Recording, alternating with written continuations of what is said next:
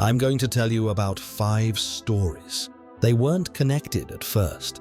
Different cities, different people, different years. But once you hear all of them, you start to notice the pattern. And that's the part that doesn't let you sleep. The first story is about a woman named Mara. Mara was 26, worked a normal office job, and lived alone in a 1-bedroom apartment she'd had since college.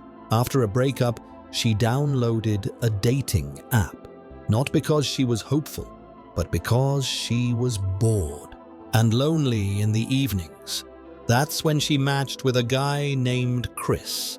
He was attractive in an ordinary way. Gym selfies, a dog photo, one picture at a wedding. Nothing flashy. They talked for about a week before Chris asked something that caught her off guard. He asked why she was using his photos. Mara laughed it off, assuming it was a joke. She replied that she didn't even know what he was talking about. Chris sent back a screenshot. It was her face, her name, her bio, her pictures, but the account wasn't hers. The username was slightly different, 1 letter off. Same city, same age, same interests. Even the caption under the photos sounded like something she might have written. Chris said he'd already reported it, thinking she was a catfish. He only realized something was wrong when he noticed the account had been active while she was still messaging him. Mara reported it too. The app responded with an automated message saying they'd look into it. Real account asking why she hadn't shown up to dinner. Then another one asked why she gave him the wrong address. Then another asked why she blocked him after what they did. Mara stopped opening the app. That night, she got a knock on her apartment door. She didn't answer.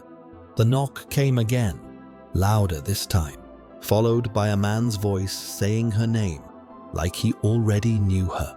Police later found a second phone in her building's dumpster. It contained screenshots of her social media, photos taken through her apartment window, and dozens of conversations where someone had been pretending to be her. They never found out who it was. The fake account disappeared the same night she moved out. The second story involves an OnlyFans creator named Jules. She wasn't famous. She made enough to cover rent and groceries. Most of her subscribers were quiet. Some sent tips with messages. His username was just numbers. He tipped every night at exactly 11:14 p.m. At first, Jules thought it was a coincidence. Then he tipped during a live stream and sent his first message. She froze on camera, laughing it off like it was a joke. She told herself it had to be a guess. Old buildings had bad locks. People said creepy things online all the time. Everything was locked. Nothing was missing. Over the next week, the messages continued. You moved the plant. You forgot to lock it this time. She finally called the police. They found fingerprints on the inside of her bathroom window. There was no sign of forced entry. The subscriber account went inactive the same day Jules stayed with a friend. Skincare, candle, soft music, camera angled toward her living room. At first, nothing was wrong. Then, people in the chat started commenting about movement behind her. The chat started flooding with warnings. People told her to leave, someone breathing close to the microphone. Then a message appeared in the chat. The fourth story is quieter, but harder to forget. He didn't cry. He just watched. 3 weeks later, Nora matched with him on a dating app. Said he felt a connection seeing her speak at the service.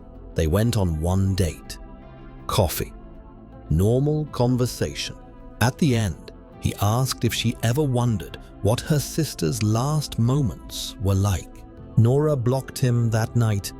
A week later, police contacted her. The man had been arrested after attacking another woman who looked similar to her sister. In his apartment, they found a notebook filled with names. He wrote that grief made people soft. The last story happened in a rented house. 5 small influencers rented a content house for a holiday collab. From the first night, they noticed a smell. Bleach said the smell would fade. It didn't. Every morning, the smell was stronger. The house had been cleaned dozens of times. None of these people knew each other. But every story involved someone lonely, someone visible, someone reachable, someone who let the wrong person look too closely. And the scariest part isn't that these things happened, it's that nothing about them feels impossible. Because somewhere right now, someone is scrolling, matching, subscribing, watching, and that's the part that should bother you. Because nothing about these stories was impossible.